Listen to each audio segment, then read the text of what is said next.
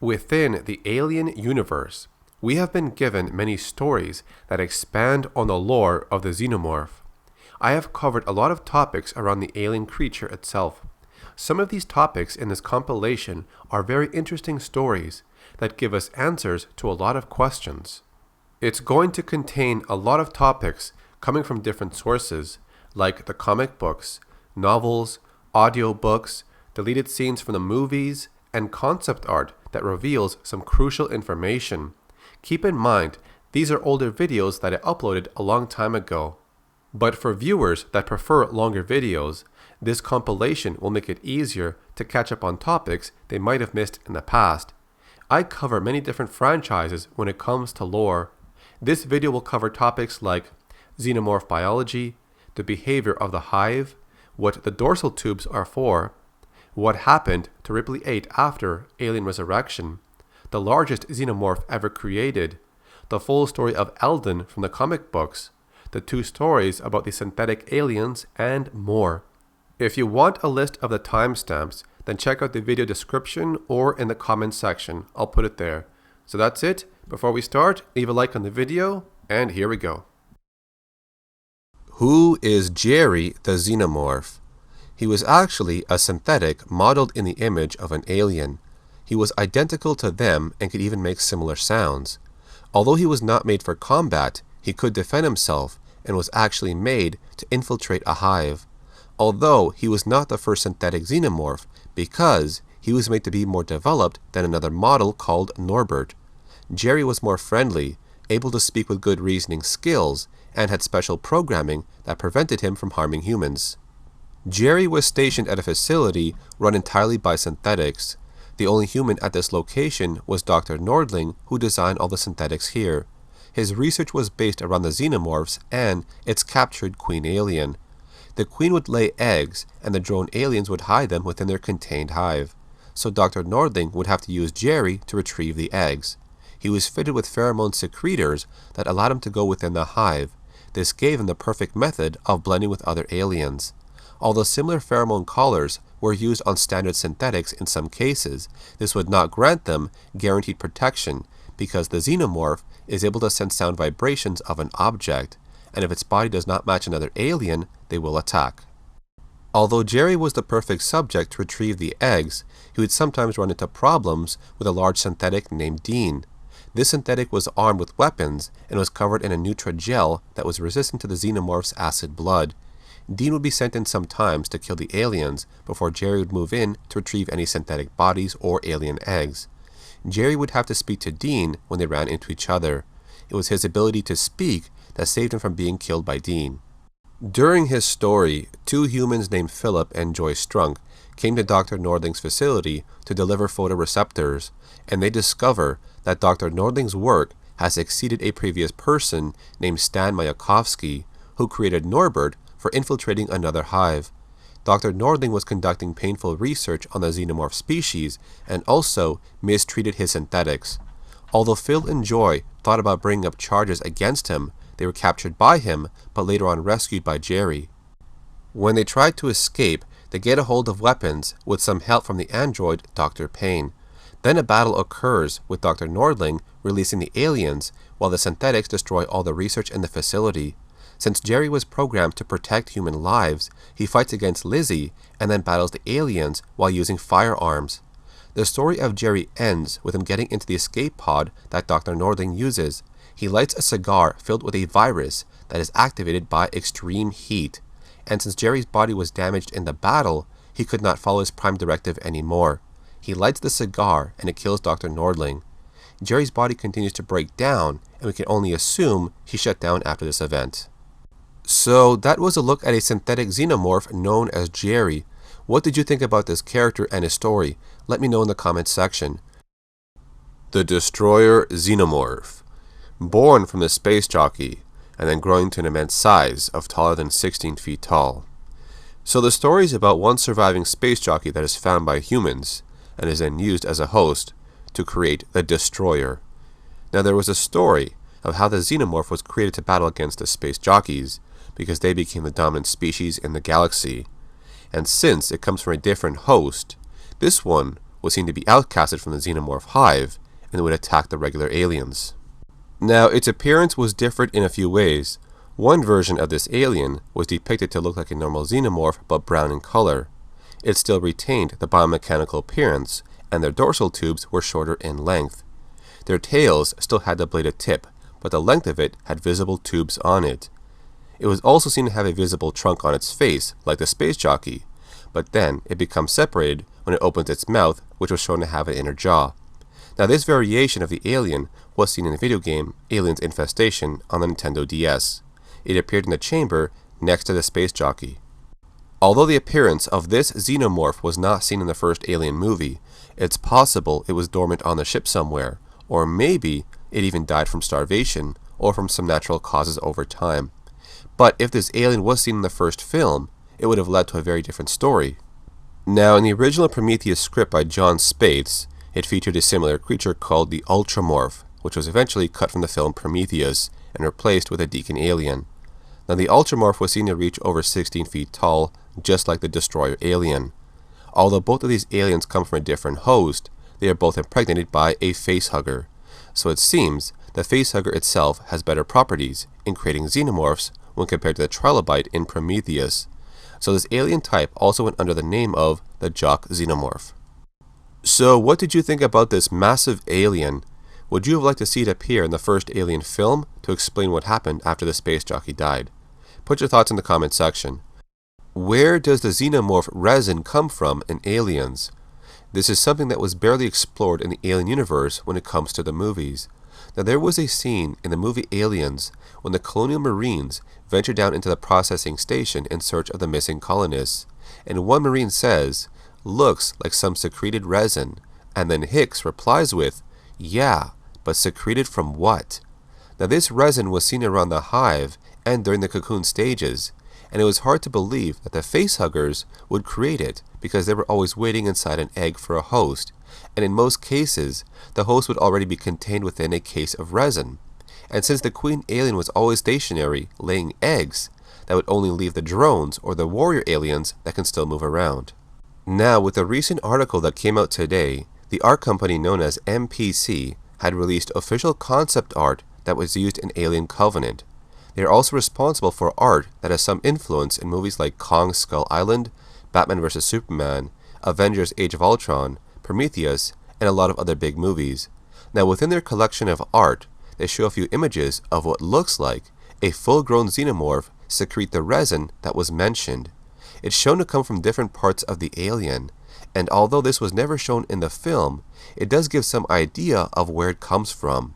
It kind of gives us some closure to the question by giving us some type of link as to where the resin and the formation of the hive actually come from. I'm just wondering why this wasn't brought up in the other movies over the years. Maybe it's something that was too small, so it did not deserve any screen time. Either way, it's nice to have some information about it now. So where did you think the resin came from when it was mentioned in the movie Aliens? Put your thoughts in the comment section. Who is Norbert in the Aliens universe? This character comes from the comic book story called Aliens Harvest, which was also titled as Aliens Hive. A doctor by the name of Stanislav Mayakovsky was also part of the story. He was a geneticist and a scientific author. One line of work he was involved in was creating synthetics and insect anthropology. He wrote a book about creating a cyber ant, and its main focus was to infiltrate an ant colony to see if it's possible and how the other real ants would react. During his life, Mayakovsky was diagnosed with a deadly disease, and in turn he developed an addiction to the royal jelly, which are the secretions from the alien queen. Now, I covered the royal jelly in a different video, but to give you a quick explanation about it, when it was recovered by the military, a synthetic version was manufactured as XenoZip. It's supposed to act as a performance enhancer, especially to athletes. Using them on soldiers would make them uncontrollable super soldiers, but the amount of royal jelly recovered would not last long, so they would eventually have to go back to the planet and get more. This is when the synthetic version would be created, but it was not perfect. It was missing some component of the natural royal jelly. So this is where the story picks up in Aliens Harvest. The goal here was to locate and bring back more royal jelly. Dr. Mayakovsky was enlisted by Julie Lish. She took an interest in the doctor's work after reading his book on the cyber ant idea. Her plan was to secure and bring back a source of royal jelly, but this would be done illegally on an alien world which was already owned by another corporation, and so the doctor would end up creating Norbert, a synthetic xenomorph, also known as XL1. While Norbert was a synthetic, it was not the perfect model amongst humans. Its frightening appearance would provoke people who were not familiar with it, resulting in some accidents. However, he did have a friendship with a dog on the ship named Mac. The two of them would interact as if Norbert were a normal human being. The two of them were placed in a small pod and sent to the planet. When they landed, they found a xenomorph body. It was either sleeping or unconscious, which was unusual. Now it turns out that a different team was on the planet before them, already trying to collect royal jelly. As they shoot towards Norbert with a weapon, he is provoked, so he defends himself, and the group is wiped out. As Norbert examines their landing ship, the doctor orders him to inspect the stability of the ship, and also discovers a secret. This team was using some type of infrasonic suppression system on the xenomorphs. As Norbert enters the hive, he brings along Mac. The alien hive is very busy, workers moving around, transporting bodies for potential hosts or food. Norbert finally locates the central area of where the alien queen is being held. As dangerous and scary as she appears, the alien queen is a beautiful sight. But a hive guard then approaches him. The xenomorph species are known to use pheromones, but Norbert is not recognized as a member of the hive. He is then ordered into defensive mode and tries to run. There are far too many aliens to fight against. As Norbert tries to escape, he runs into a dead end. With no means of escape, the xenomorphs overwhelm Norbert, and then all the doctor sees is darkness. The signal is lost. Now, throughout the story, you might have noticed some text with the name of Ari. This normally occurs when Norbert is part of a scene. It's possible this was just a reference to another character created by the Doctor. Apparently, it was named Ari. The rest of the story revolved around other characters that try to continue the mission. Another team is sent in to retrieve the royal jelly, but as an incoming storm covers the land, they are forced to go into the hive. It's the best way to reach the ship carrying royal jelly. The group are able to bypass the xenomorphs by the use of pheromones on a special wrist device. It works so well that they can venture deeper into the hive, and later on they find the body of Mac.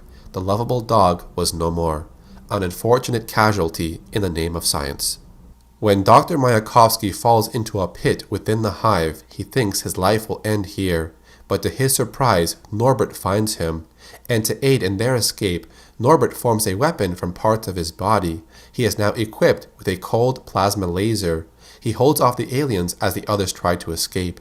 This is the last we hear from Norbert in the story, and it ends with Dr. Mayakovsky and his companion Julie losing their lives to the xenomorphs as their ship is overrun. The cargo of royal jelly is also lost in the process. So that covers the story of Norbert, the synthetic xenomorph. The xenomorph is a very unique type of alien, having many features on its body that stand out in many ways. When the facehugger implants an embryo within a host, it is dependent on the genetic makeup of the host organism. As the xenomorph embryo forms, and through a recombination of the host and xenomorph DNA, a new species is born.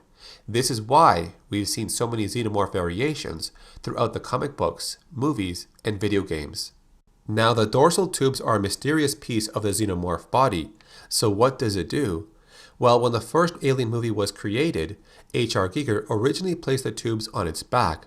This was meant to balance out the elongated head. And the writer of the first movie, Dan O'Bannon, wanted to place the dorsal tubes on its chest, but this was changed by Ridley Scott, and the tubes then remained on its back in almost all of its appearances. Now in Alien 3, H.R. Giger had no connection to this alien's design, which is why the runner alien did not have any dorsal tubes. The design team for Alien 3 decided to disregard the previous xenomorph ideas and make it slightly different. This runner alien was also seen in a few video games. According to the Weyland-Yutani archives, they mention the dorsal tubes are a part of the xenomorph respiratory system. They act as atmospheric filters while they deliver the required elements throughout the xenomorph's body. This is similar to how insects use spiracles. They bring in air from the outside and it goes through their body, and in the case of the xenomorph, it helps regulate their body temperature. Since the xenomorph's exoskeleton does not have any spores, which are normally found on fleshy organisms, they instead use valves, which can close up the holes where the dorsal tubes connect with the body. This is why the xenomorph can stay underwater for a very long time. In many ways, it acts like an insect. Now, the video games have made some changes to the dorsal tubes. The Pred alien in the AVP2 video game had dorsal spikes on its back, and since this version was more fleshy, it's possible its body did have pores on its skin. The Praetorian and Queen alien both have dorsal spikes on their backs. Now, it's possible that when they mature to this age, this might change in design but still function in the same way, or perhaps they change because these two alien types are not meant to leave the hive. The carrier xenomorph was seen in AVP Extinction. It came from a morphed Praetorian, and it would transport facehuggers while offering some protection. But its dorsal spines had a different purpose.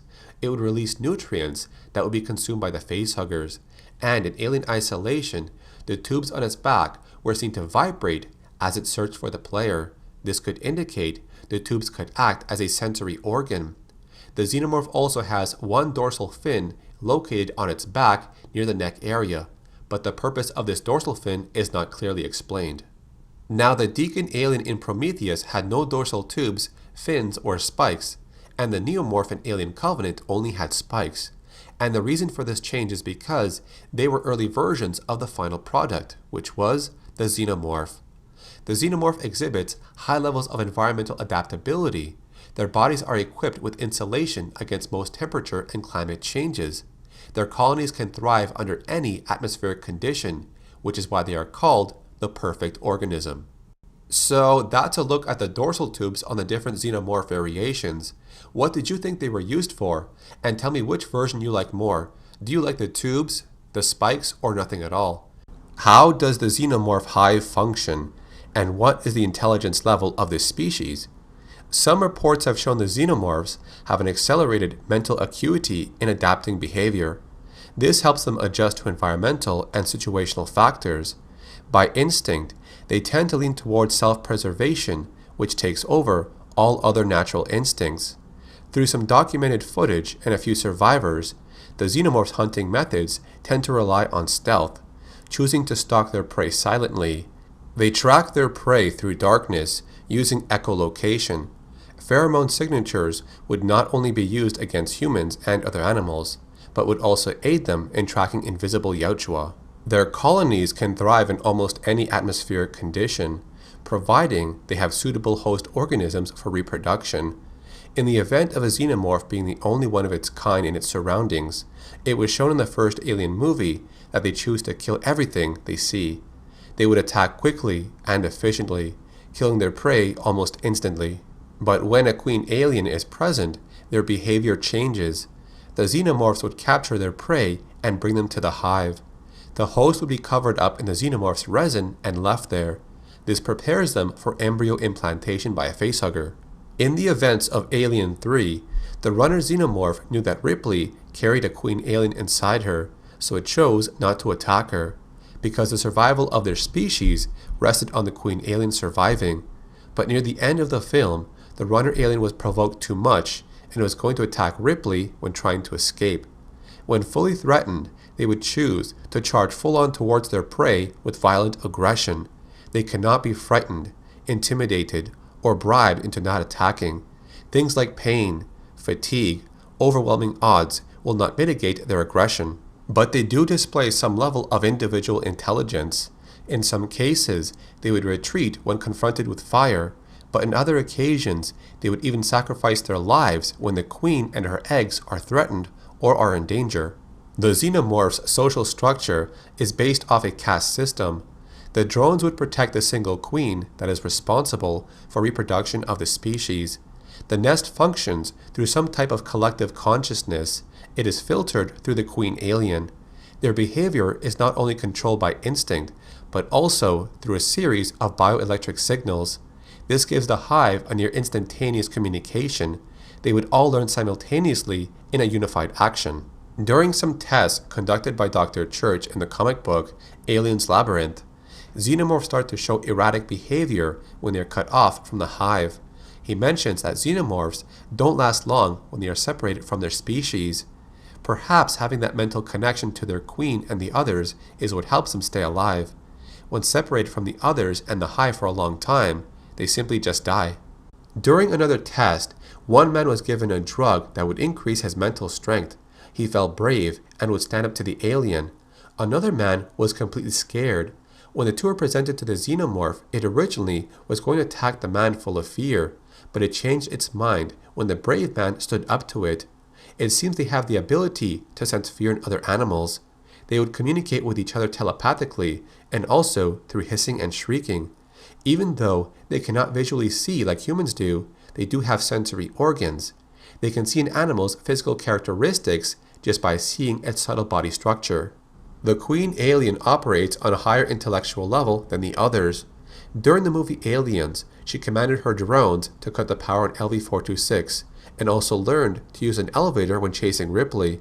And in the movie Alien vs. Predator, she called for her children to help free her from captivity. She ordered them to bite into her body so the acid blood would break away the machines and the chains that binded her. The same level of leadership was shown with the Pred alien in the movie AVP Requiem. In the comic books and novels, it was suggested that the Queen Mother Xenomorph would communicate telepathically with the potential hosts. It would send them terrifying dreams and religious visions. This would lead to the formation of cults, and they would see the Xenomorph as a godlike figure. This could be linked to what happened to Golic in Alien 3. He viewed the alien as some type of demonic creature and idolized it as some sort of deity. He said, "It was a dragon. It feeds on minds." But at the same time, we cannot ignore the fact that Golic was always mentally unstable. Some xenomorphs have shown to gain understanding of some human technology. One example is when they learned about how they were contained in Alien Resurrection. Another sign of intelligence was shown in their understanding of their own defensive mechanism, when one alien was killed off just so the others could escape, giving more evidence that they care more about preserving the species as a whole, and individual survival is secondary. What happened to Amanda Ripley after Alien Isolation? A lot of fans were requesting a sequel to this video game. We all wanted to see how the story continued with Amanda Ripley. Well, in fact, we did get a look into the rest of Amanda's story, but not in a video game. Alien Isolation takes place around the time Amanda is an adult. She took up work in a region where the Nostromo went missing, hoping she would get information on what happened to her mother, Ellen Ripley. But soon after, news does come up from someone named Samuels. A commercial vessel, the Anisadora, has recovered what they believe to be the flight recorder of the Nostromo. The unit was sent to Sevastopol Station, which is a permanent Freeport facility. Samuels was going there with another company executive. Amanda was welcome to join them if she wanted. They don't know what information was in the unit, as the team that recovered it never reported about its contents. But this team did use the data for their own personal gain. The flight data was used in an attempt to find what was left of the Nostromo. Maybe they could salvage something. But this led them to LV-426. Henry Marlowe and two others entered the derelict ship once they found it. They found traces that someone else was already there before them. The team was so focused on staking a claim on their salvage. While Meeks and Foster would remain near the pilot's body, Marlowe would explore the ship a bit more. He would follow the signal to a room we never saw before. From here, he would disable the beacon, hoping nobody else would find it. Not long after, they would go down the same hole which was discovered by the Nostromo team in Alien. They come across the cargo bay of alien eggs. As one of them opens, it jumps onto Catherine Foster's face. Not knowing that she has a chest burster inside her, Marlowe transports her body to Sevastopol Station in hopes of getting her medical aid. But later on, the alien emerges from Catherine's body. The alien would then hide and grow over time. It would attack more humans on the station. And this is where Amanda Ripley is going, to retrieve the flight recorder that was found by Marlowe and his team. By the end of the story, a large hive was discovered within Sevastopol Station. The lead game developer, Gary Napper, said during an interview, that there was in fact a queen alien on board the Sevastopol. She was laying all the eggs we found in the hive, but we were never meant to face off against the queen. She was kept hidden away to preserve the mystery and suspense for the player. The vast number of eggs is why we ended up seeing more than one alien at the end of the game. Marlowe would try to overload the fusion reactor of the Anesidora in hopes that it would destroy the ship, the station, and the Xenomorph. He was trying to prevent the company from getting their hands on a Xenomorph specimen. However, Ripley and Taylor had intervened, but the blast had destroyed the station's gravity stabilizers. The station would fall towards KG-348's atmosphere and burn along the way, only to crash and explode. During the ending, with no structure or ship to cling onto, Amanda floats through the dark emptiness of space. It seems that she might drift away, forgotten and lost. But just then, we see a searchlight appear over her helmet. Help has arrived, just in time. Her story would continue with the mobile game Alien Blackout. It was a game where you would guide survivors through certain paths, trying to avoid the alien and escape. A team aboard the USCSS Halden ship had picked her up in space. They were headed to the Mendel station, so they brought Amanda Ripley with them. She was pulled out of a bad situation and placed into hypersleep during the trip, but when she awoke, most of the crew aboard the Mendel station were already eliminated by the alien. Amanda believes this alien was born on the station, considering Weyland-Yutani's long history with wanting the alien for their bioweapons division. Alien Blackout says that the events from Alien Isolation ended in a different way. We did see the Sevastopol station burn up and explode on impact of the nearby planet, but it was listed as an accidental detonation while it was being decommissioned. This conflicts with what really happened in Alien Isolation, so this could be a cover-up by the company. One of the later missions also reveals that more than one alien could be present. Many alien specimens could have been secretly kept here until they broke out. During the ending, Amanda leaves a recorded message about the events on the Mendel station. The station is destroyed and its crew are deceased. Amanda and the survivors aboard the Halden ship are on a course to KOI-125.01. They would reach the manufacturing colony in 3 days. From there, Amanda has the intention of heading towards Earth. About 3 years later, Amanda Ripley's story is brought up in the comic books. This time it's expanded upon in the Aliens Resistance story.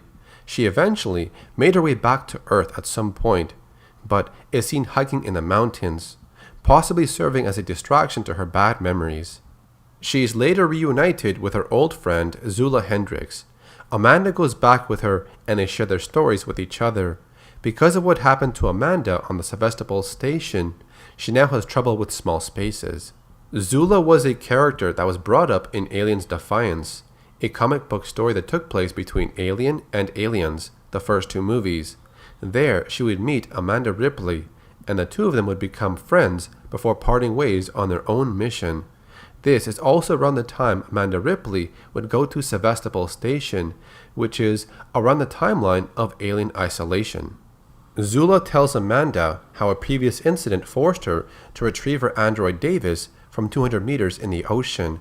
Because the damage his body suffered in that mission, Zula was only able to extract his neural chip. The company did manage to get their hands on an alien specimen in the end, even though the two of them tried to stop them. But for now, the company is trying to hide the truth about what happened. They lived this nightmare. They both lost people for this company, so it's up to them to finish the job. Amanda would sneak into a Weyland-Yutani building, and with the help of Davis, she's able to gather some intel, but not before some synthetics stop her. They question her about her ID. Her cover is blown. They know Amanda is using an earpiece to communicate with someone outside. But before she's taken away, Zula comes to her rescue by blowing up the side of the building, which opens an escape route for Amanda. As she jumps through the opening, one synthetic gets up and shoots her, but their bullets have been upgraded. As it grazes Amanda's skin, it starts to burn, like the Xenomorph blood.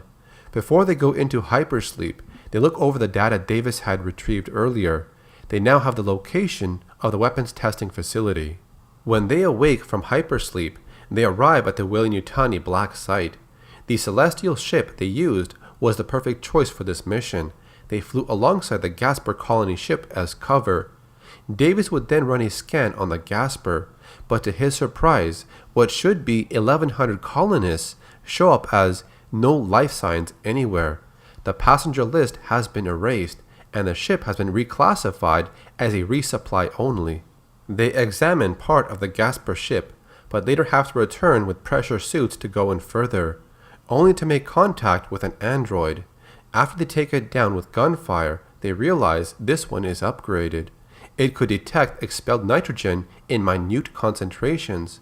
In other words, it could smell their breathing from a pretty far distance too. And just like any black site engaged in illegal genetic manipulation projects, the entire site is rigged with explosives, just in case they have to cover up their tracks. They encounter more androids and a gunfight occurs between them. Zula ends up drifting into space during the battle. Amanda would then leap towards her, hoping to catch her. The two of them start to fall towards the nearby planet. "It's getting hot," Amanda says. Their only hope is to use the emergency Hex capsule. A crazy idea for sure, but it's the only chance they have. With no other option left, they tried, and it works. They survive the fall. After exploring the wreckage of the Gasper ship, Zula and Amanda arm themselves with better weapons. They would later make contact with the colonist Alec Brand, a colonist like many others, who was sent to the black site to be used as bait. As he is chased by xenomorphs, he is saved by Zula and Amanda, but continues to run from them. Shortly after, something strange appears. Two beings stand over the bodies of the xenomorphs. The two girls fire upon them, assuming it's a new enemy, but they are bulletproof and don't respond in any way. Instead, the girls choose to leave and ask Davis about this later. During nightfall, Davis would contact the two of them through a micro-transmitter within Zula's hair clip. He would relay a message through the celestial ship. With some research about the planet, he learned it has a thin upper atmosphere with a remarkably dense troposphere. It's hot and slow while the air is thick, which helped them survive their fall within their helix capsule. This also acts as an effective shroud against external probes. Captured humans are being sent to the planet and used as bait. This is a black site location that has bred generations of aliens in a rapid fashion. Each colonist is tagged for their location and retrieving data. Davis managed to connect himself to a set of explosives on the black site. All they need to do is collect a tag. This would have enough data to expose the company. Once they escape on the celestial ship, Davis will detonate the bombs and destroy the site, making it unapproachable for generations. But they have to act fast, because his presence is known, and his connection to the bombs might be severed very soon. By using a heartbeat scanner, Zula and Amanda are able to track down Alec Brand. He puts up a fight not knowing who they are, but would later sit down and listen to their story. Alec would then agree to help them in their cause. Davis reaches out to them and says their extraction time has been changed. They need to escape right now. Enemy forces are trying to cut his connection to the explosives, and aliens have been dispatched to hunt down Amanda, Zula, and Alec. They reach the extraction point. While Zula and Amanda have to fight off the huge number of aliens, Alec Brand straps into a chair and prepares for liftoff. Davis then tells him there is no time. He needs to detonate the explosives and escape. There's no way Amanda and Zula will make it to the ship. Davis has to leave right now. He tells Alec that the two people who saved him were Amanda Ripley and Zula Hendricks. As the nuclear bombs are set off, a huge blast is seen overlapping the landscape. It reaches out far enough to Zula and Amanda, and in their last moments, they embrace each other from within their Hex capsule. Most of us would assume Amanda and Zula met their fate at the end of Aliens Resistance, but they both made a return in the story Aliens Rescue. We now see Alec Brand, the survivor from the previous story, who has grown up into an experienced soldier. He's called into a private meeting with Lena Bowden and shown two pictures. He puts names to who he sees, Amanda Ripley and Zula Hendricks. He only knew them for a short time, but he considered them heroes. Alec is offered to join a group of colonial marines for a deep space recon mission on Mars. He is willing to join under one condition. He wants to know the name of the moon that was destroyed. He is denied that information, but joins the team anyways. When he joins his new team, he learns that after the company dropped some nukes on Mars, it would become terraformed and served as a suitable training ground. But the warmer temperatures also caused some creatures to emerge from their subterranean lairs. About 3 months later, Miss Bowden meets up with Alec once again, but she confesses that she lied to him and shows him 2 pictures. Amanda and Zula, these pictures were taken 3 days ago. They are both still alive. They are now part of a big operation, and they need people. Even though Alec volunteers for the mission right away, Bowden tells him, "You were invited anyways." They asked for him specifically to join this mission. He would later arrive and dock with a USCM forward operating base. Its location is in classified space. Alec meets up with his new team and is greeted by Amanda Ripley and Zula Hendricks. Amanda gives Alec some intel on what's been going on since their disappearance. They kept their whereabouts a secret the whole time because the situation is bigger than they had thought. The moon had a unique biome present, a systematic bacterial presence with unique properties. It can eat radiation. Under normal circumstances, Amanda and Zula would not have survived the heat, radiation, carbon monoxide, and heavy metals, but this planet thrives under these conditions. This is how they both survived after the explosion. This bacteria could possibly bring life back to any dead planet infected with radiation, and Weyland-Yutani wants to claim the rights to this. If the military gets a hold of this, it could benefit the human race, but if Weyland-Yutani gets it, you can bet it would only be used when it benefits them. The reason this planet's location was classified is because the planet was 10 times the size of Earth. It had ideal conditions to sustain life. Its location was then excluded from public records, but Weyland-Yutani did show interest in the entire system, but saw more value in the moon as a genetic incubator. Alec is then shown something nearby while on the ship scouting the area. Aliens. They're back.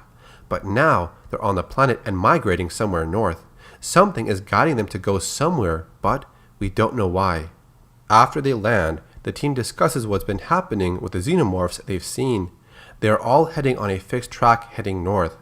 We also get to see a few more scenes when Amanda and Zula survived the explosion on the planet. Davis had come back for them, not expecting to find them alive, but he saved them and took care of them. He did acquire a new body with medical programming, but it was not going to last him for a long time. The team would later set up a campsite and rest for the night, but due to the incoming storm, it caused flooding in the lower areas of the valley, which caused the alien migration to change. They went to higher ground, right into their campsite. Things got really scary for Alec.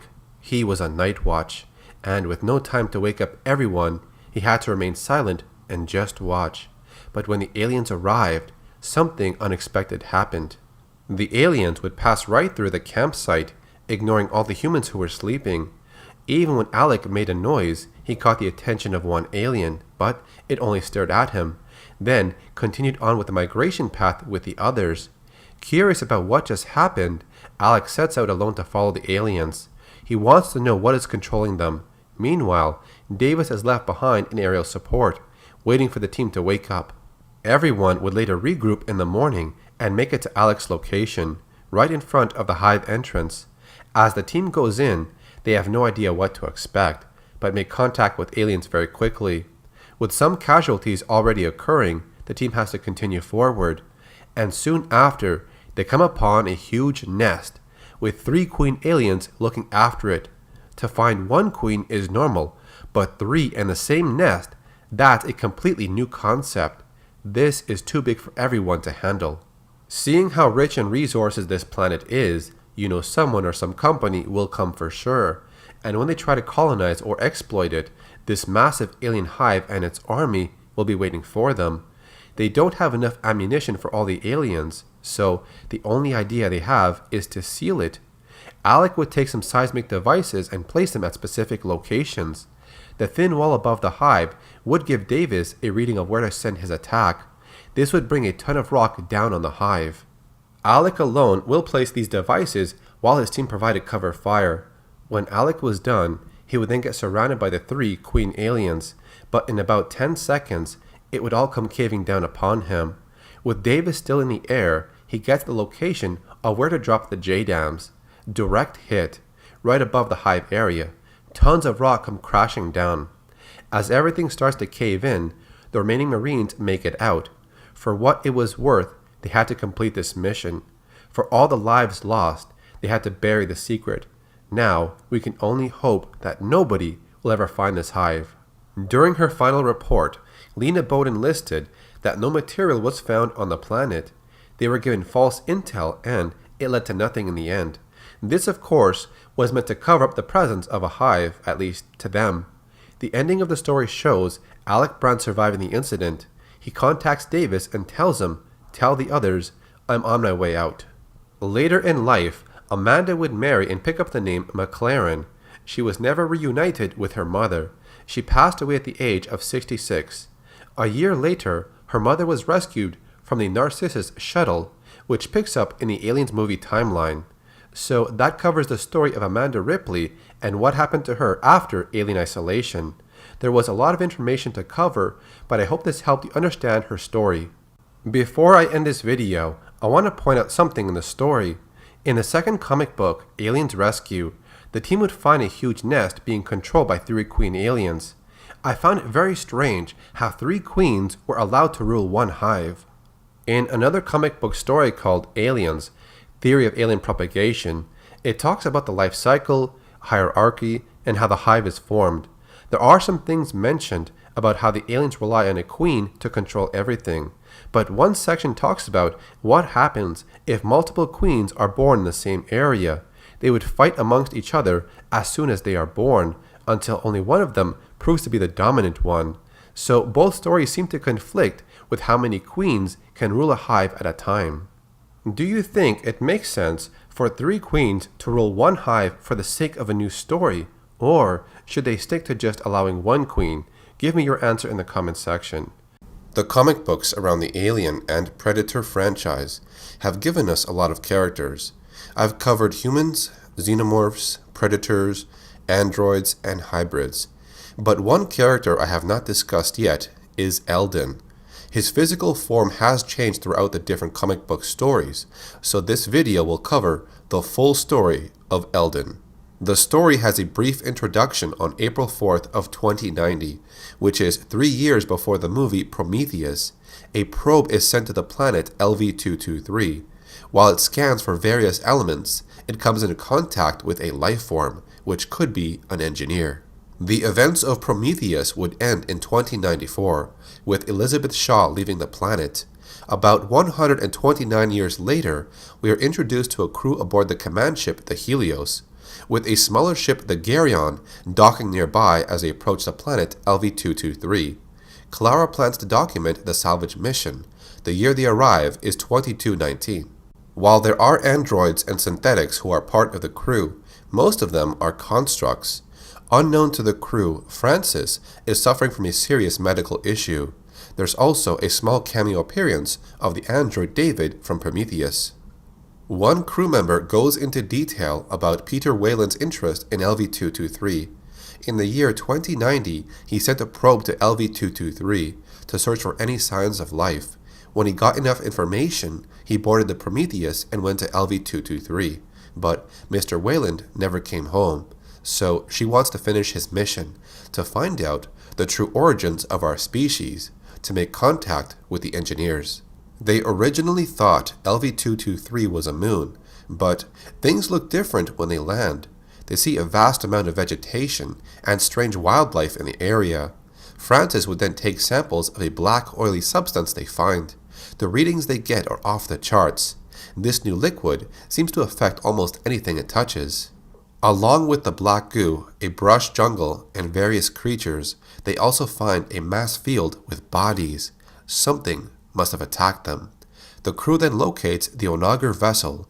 It was used by the colonists on LV-426, also known as Acheron. It was used as an escape vessel when Hadley's Hope was overrun with xenomorphs. Aliens had slipped on board and were waiting to be released, something the salvage crew was not aware of. The Onager was mentioned in the short comic book story, Aliens Field Report. It recounts what happened in the second Alien movie, but it also adds a little connection to the story of the team visiting LV-223.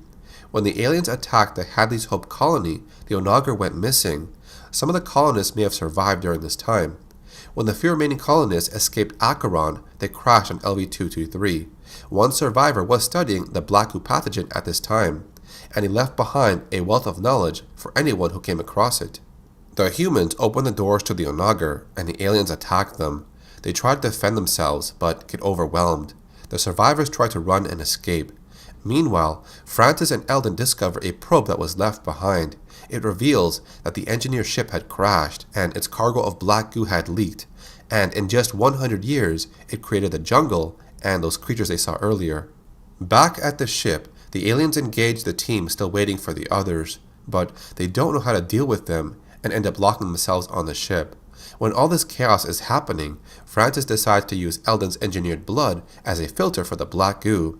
He thinks this will be able to separate the mutation properties and create a cure for diseases.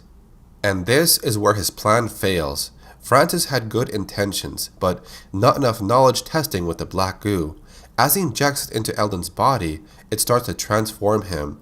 Francis is then taken by fear and regret. He runs away, but Elden chases him. His flesh is melting away, transforming his body. Elden now thinks Francis has betrayed him. Elden shows up by the ship that is swarmed by xenomorphs, and for some reason, he is able to communicate with the aliens. He then opens the door to the ship, and the aliens attack the survivors. Elden takes control of the Helios ship and leaves, in search of Francis. Prior to this, Galgo was ordered to take Piper, Higgins, and Francis to the Perseus ship.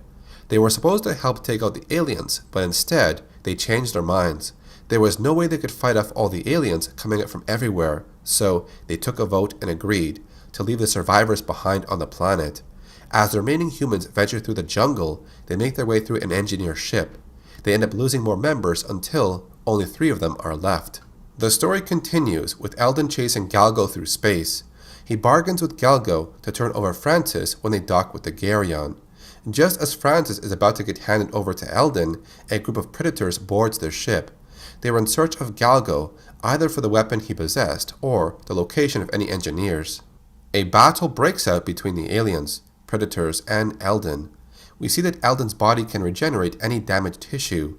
This lets him survive a shot from the plasma caster weapon. His stomach also forms into a mutated mouth, which can be used in combat. Since his body carries the black goo pathogen, this results in him infecting a predator who attacked him. Despite them fighting each other, Elden is strong enough to defeat one of the hunters. His skills are admired by another, and he is given a mark by one of the Yautjas. Elden understands that these creatures follow a set of rituals, but he has no interest in that. All he wants is to find Francis. The infected predator would then mutate into a hulking, mindless beast, becoming incredibly strong and resilient. It takes out another predator and some aliens. Meanwhile, Elden is then attacked by the xenomorphs. He has now lost control of them, but he fights back and survives. This is when Francis orders the other constructs to ambush Elden and they trap him, and Francis takes a sample of Elden's tainted blood. With time running out, he thinks this might be the only way to save himself. He believes this might cure his disease. He injects the blood into his body, but it turns out this was a mistake. Francis also turns into a giant muscular beast. He thinks the disease is turning into fuel for growth. Francis and Elden team up to fight against the mutated predator. After its defeat, Elden welcomes Francis back, but their friendship does not last long. It turns out Francis was wrong about the accelerant. The black goo pathogen did not cure him. It only increased at the rate of which his own cells would break apart. Francis tells Elden, "Go far away. You get to live forever. Do something with it." As Francis passes away, Elden keeps his finger in a box to keep his memory. The xenomorphs on the ship locate Elden, and he seems to regain control over them once again. But now, they drift through space. They have all the time they need. They have forever. Elden would be absent when Ahab fought an engineer on LV-223. But when that story ends, Ahab teams up with a few human survivors, which include Galgo, Angela, Jill, and Chris. Then, out of nowhere, the Helios ship crashes, and what emerges from the ship is not what they expected. Elden has returned. From Angela's orders, he came back, because he was part of the crew. While Elden tries to create a bullhorn, he still needs an amplifier to send out a distress signal. They later find out the Prometheus ship was buried within the mountain, and a beacon is inside. If they can reach that beacon, they might have a chance of being rescued. A plan is devised to reach a drilling vehicle, but first, they must get rid of the aliens and its queen. Elden helps them fight off the aliens, and Ahab ends up defeating the queen alien. The queen grew so large in a small area that she could not escape. Ahab then approaches Elden and notices the mark of his clan on his forehead. This is enough reason for Ahab to accept Elden as his brother in combat. They are able to take the drilling ship and make their way into the mountain to locate the beacon, but then their ship is hit by acid blood. The mountain is actually alive. They locate the signal but are blocked off. They speculate that a life form was on board the Prometheus. Then it came into contact with the black goo pathogen, and it grew to such a big size that it became the mountain. This mountain is actually the Deacon alien. As the mountain starts to retaliate to the intruders, they fear this might be the end for them, but it's not. Elden sacrifices his body. He lets himself get absorbed, but takes temporary control of its actions. He opens a hole for them to escape, but as Elden loses control, he is lost to the mountain. Elden is gone, and this is where the story of Elden ends. The rest of the story is continued in the Life and Death comic books. During production of the story, Elden has undergone various design changes. When Elden was infected with the black goo pathogen, one idea was to have him start off as an egg. This is where he would start morphing into a monster, but this was never part of the official story. There was one idea of making him a female called Elbina. She was supposed to end up being pregnant, and she would give birth to these synthetic xenomorphs. Now these aliens had a more metallic look to them, but in the end they chose this design. They did try giving him 3 arms, but later changed that to 4 arms. During the story of Elden's mutation, you can see he grew some type of appendages on his back, but during his final transformation, they would form into a small pair of arms. So that covers the full story of Elden. What did you think about this character? Tell me in the comment section. The movie Alien is seen as one of the best sci-fi horror movies of all time, but every movie undergoes drastic changes during the creation of the script and what makes it into the film. While the special editions of movies tend to insert deleted scenes which add context to the story, there's a lot of other things that are left omitted, but these ideas would have given us alternate scenes to what we saw. So what happened to Lambert during her final moments with the alien?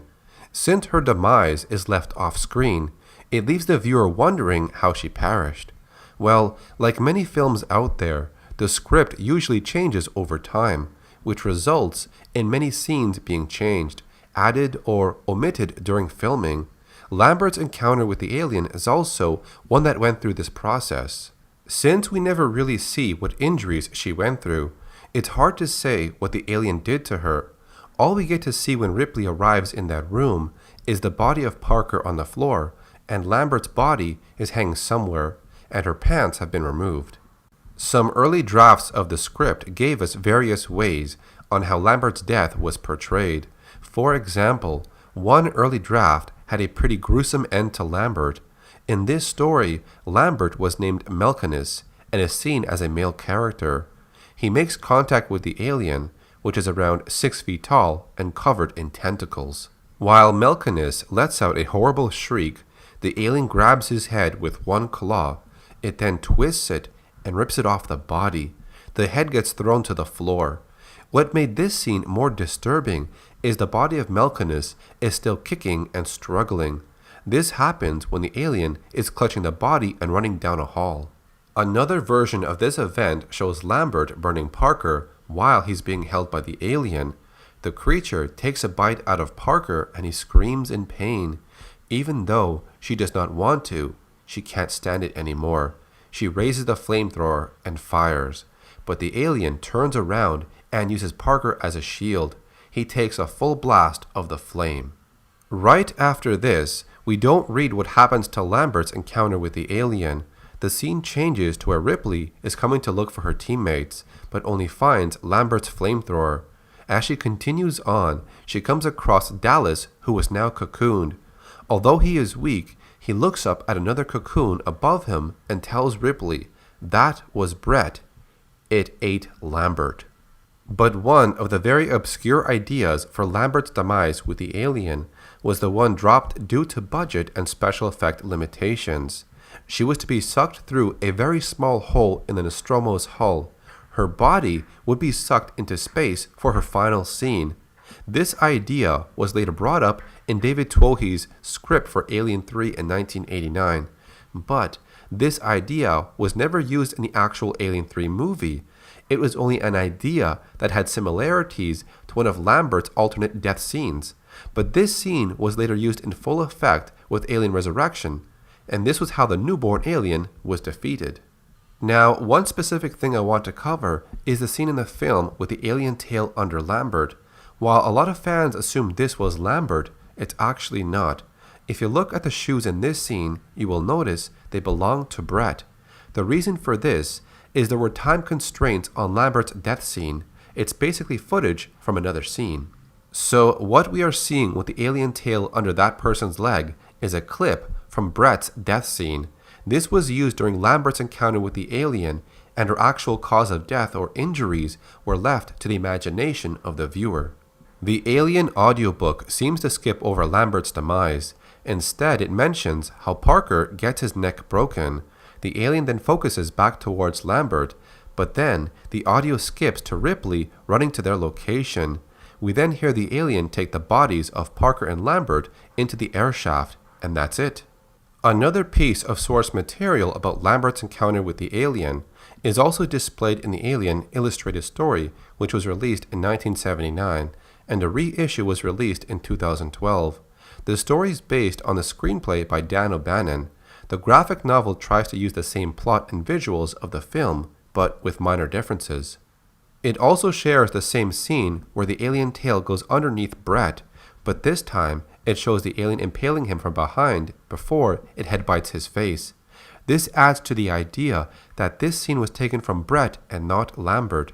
The scene with the alien confronting Lambert and Parker is still true to the film, but the tail is never shown underneath Lambert because that was never really intended for her scene. As Ripley hears their screams over the communications channel, she rushes in to help them, but she arrives too late, only to find the bodies of Parker and Lambert. The 2014 video game Alien Isolation had some DLC content called Crew Expendable. Lambert is seen during the introduction sequence, but another piece of DLC content called Last Survivor would also show Lambert and Parker, but this time it was their bloody corpse after their encounter with the alien. Despite Lambert having blood on certain areas of her body, the production team, Creative Assembly, did respond to questions about Lambert's death. Her appearance in the game was not meant to tie into the film's story. The blood on specific parts of her body did not imply she suffered a sexual death by the alien. It was merely a what-if scenario. So that covers some information when Lambert encountered the alien. Hopefully, that clears up some theories about that scene. It's also nice to see the alternate ideas they planned for this scene with Lambert, and how they differ from various sources. So, did you know about Brett's scene being used for part of Lambert's scene? And did you prefer any other version of Lambert's encounter with the alien? What happened after the movie Alien Resurrection? Did Ripley and her crew disappear afterwards, or did they pick up another mission? That's what I want to talk about in this video. Now, if we look back at the story of Alien Resurrection, Ripley 8 was one of many clones of the original Ellen Ripley. Samples of her blood were taken from Fury 161 on ice. Many attempts were made to clone her, but only one of them turned out right. Since this blood sample was when Ripley carried a queen alien inside her, the clone also carried it within her. The queen was extracted but would later show something different. After being in Ripley's body for so long, their DNA merged through the genetic crossover. Ripley would share some xenomorph traits while still looking human, like increased strength. Her senses were heightened and slightly acidic blood, while the queen would inherit Ripley's womb. This would give birth to the newborn alien. The newborn would destroy the queen alien as her scent was not recognizable to it. But Ripley's 8th scent would make the newborn think that she was its mother. By the end of the story, the newborn is defeated, while a pack of mercenaries aboard the Betty ship escape the Auriga with Ripley 8. The ending shows the survivors entering the skies of planet Earth, and after this, the story of Ripley 8 is not continued, at least not in the movies. Before we get to the sequel of this story, I want to bring up another story that was pitched for a sequel, but never got the green light for it. This way, we can compare to see which possible idea was best suited to continue the story of Ripley 8. When Alien Resurrection was released, Joss Whedon, who is a renowned writer, producer, and director, had already started writing the story for Alien 5, which was rumored to be called Alien Revelation. The story would have taken place on Earth instead of in space or in confined places like a ship or facility. This film was going to further explore Ripley 8 and her abilities. However, problems arose when Sigourney Weaver supposedly did not like the script. Things got worse when Alien Resurrection did not do impressive numbers in the box office. After these events, Joss Whedon lost interest in completing his script. There was even a story concept by Tom Woodruff Jr. and Alec Gillis, the guys that work at Amalgamated Dynamics Incorporated, but their ideas were also turned down. Ridley Scott, director of the first Alien movie, had shown interest in exploring the Alien universe. His focus was on the origins of the alien, where did it come from, and who created it. James Cameron, director of the second Alien movie, also showed his interest on another Alien movie. However, he wanted to ignore the events of Alien 3 and Alien Resurrection, but just make a sequel to his Aliens movie, but the studio turned down this idea. James Cameron would later share ideas with Ridley Scott, and they would both agree on a few ideas to move forward with a new movie. James Cameron would produce, while Ridley Scott would direct it. Not only did they have an idea in mind for a movie, but actually two movies. The first movie idea they had, which would be the fifth Alien movie at this time, would take place on Earth.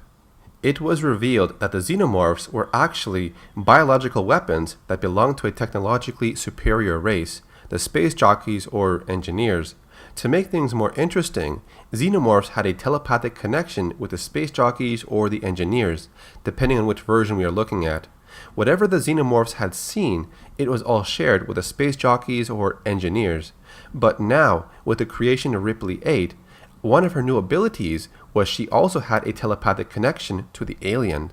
The aliens would find the location of Earth through Ripley 8, and this information was sent back to the space jockey or engineers. They would then send attack ships to Earth. Ripley 8 would learn this is all her fault, and she feels guilty for it.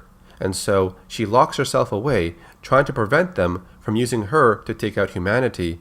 During the attack, the space jockey or engineers would leave xenomorph eggs on Earth. The planet would act as some type of incubator.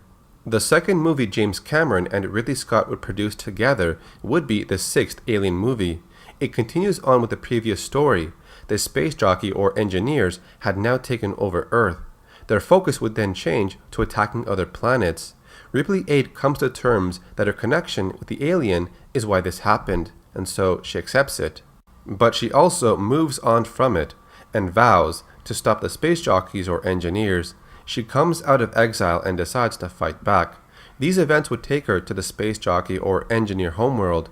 The story was getting more interesting as it progressed, but in 2003, Fox Studios had a script ready for the movie Alien vs. Predator, and so they decided to go forward with that movie right away. After hearing about this news, James Cameron would lose interest in the Alien franchise. In 2004, Ridley Scott said during an interview with Famitsu Wave he was still interested in doing Alien 5. This would revolve around Ripley's story coming full circle, but just like the previous ideas of the past, this idea was also rejected and nothing more ever materialized.